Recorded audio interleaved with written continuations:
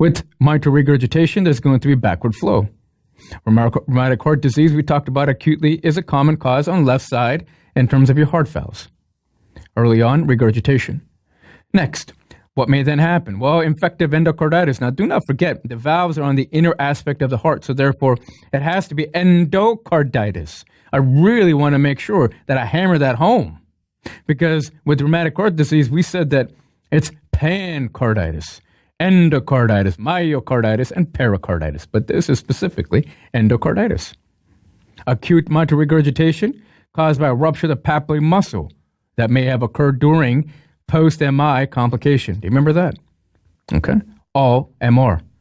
What you want to keep here separate one more time is MVP. Well, keep that separate, because otherwise the maneuvers that we will be doing, such as clenching of the fist, such as standing up, and so on, a Valsalva maneuver phase 2, they'll be quite different between the two types of murmurs here.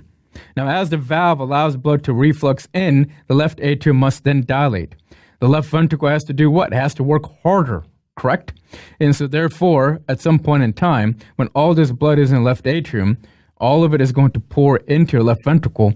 And so therefore, if anything, you'll have volume overload in your left ventricle. This will never occur in mitral stenosis. What's my topic? Mitral regurgitation. Now, a couple of things that you want to keep in mind in here. Mitral regurgitation, normal, systole. You see the first picture on your left, and unidirectional. You get into acute mitral regurgitation, there's going to be high left atrial pressure, and that is important for you to understand. The left atrium, or the atria in general, never accustomed to high volume. You hear what I'm saying? It's never accustomed to high volume. The atria has low pressure. It's nice and delicate. Never should it be subject to such high pressure. So acutely, whoa, all this blood is coming to left atrium. Whoa, shocked. And so therefore the left atrial pressure is acutely high. May result in pulmonary edema acutely. Now chronically, what happens?